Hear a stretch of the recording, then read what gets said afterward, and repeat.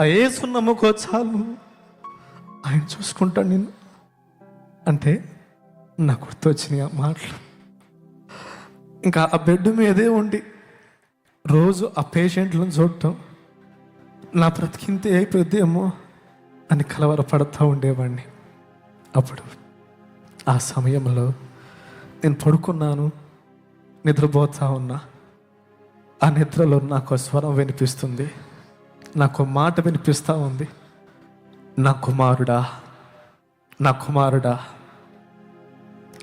లేచి ఇర్మియా 31వ అధ్యాయం చదువు, లేచి ఇర్మియా 31వ అధ్యాయం చదువు అనే మాట వినిపిస్తే దేవుడేంటి అసలు ఫస్ట్ సందేహం, నాతో మాట్లాడింది ఎవరబ్బా అని లేచాను.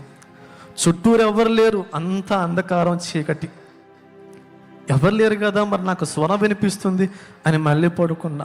మళ్ళీ స్వరం వినిపిస్తుంది, ఇర్మియా 31వ అధ్యాయం చదువు అని. వెంటనే బైబిల్ తీసుకొని ఇర్మియా 31వ అధ్యాయం చదివానండి. నిజంగా ఆ అధ్యాయం చదువుతున్నప్పుడు ఏడుపు వచ్చేస్తుంది, వెక్కి వెక్కి ఏడుస్తున్నాను. ఒక్కసారి ఆ వచనం చూపిస్తాను మీకు. అప్పుడు దాకా ఎన్నో కోటలు కట్టుకున్నా, ఎన్నో ఊహలు ఊహించుకున్నా, అలా బ్రతకాలి ఇలా బ్రతకాలి అనుకున్నా. ఆ ఒంటరి సమయంలో ఇంకా నాకు చావే శరణ్యం, వాళ్ళలాగా బ్రతకంట కంటే చచ్చిపోవటం బాగుండు కదా అనుకున్న సమయంలో నా దేవుడండి ఒక్కసారి ఇర్మియా 31వ అధ్యాయము 1వ వచనం నుంచి చదువుతారా దైవజనులు? యెహోవా వాక్కు ఇదే, ఆ కాలమున నేను ఇశ్రాయేలు వంశస్థులకు అందరికీ దేవుడనై యుందును, వారు నాకు ప్రజలయ్యుందురు. యెహోవా ఇలాగు సెలవిచ్చుచున్నాడు, ఖడ్గమును తప్పించుకుని వారై జనులు అరణ్యములో దయనొందిరి గనుక ఇశ్రాయేలు విశ్రాంతి నొందినట్లు నేను వెలుదుననుచున్నాడు. చాలా కాలము, ఈ మాట అండి, ఈ మాట నన్ను పట్టుకుంది. చాలా కాలము క్రిందట యెహోవా నాకు ప్రత్యక్షమై ఇట్లనెను, శాశ్వతమైన ప్రేమతో నేను నిన్ను ప్రేమించుచున్నాను గనుక విడువక నీ ఎడల కృప చూపుచున్నాను. దేవునికి మహిమ కలుగునుగాక.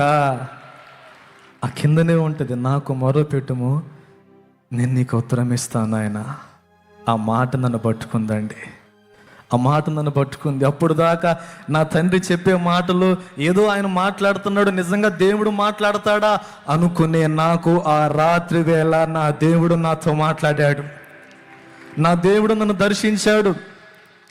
ఈరోజు ఇన్ని లక్షల ఖర్చు పెట్టుకొని ఈ వాక్యం ప్రకటించేది ఈ దేవుణ్ణి నీ ఇంటికి పంపించడానికే, ఈ రక్షణ ఆనందం నీ ఇంటికి పంపించడానికే.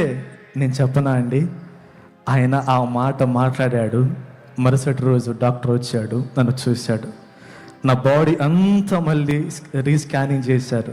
ఆశ్చర్యం చెప్పనా, స్టేజ్ 1 నుంచి స్టేజ్ 4కి పోవలసిన నన్ను ఆయన చూసి, నాయనా నీకు చిన్న ట్రీట్మెంట్, చిన్న సర్జరీ చేస్తే సరిపోయేది, నీ ఆరోగ్యం మొత్తం మరలా క్యూర్ అయిపోయేది అని చెప్పాడు. దేవునికి మహిమ కలుగునుగాక. నా యేసయ్య గొప్ప దేవుడండి.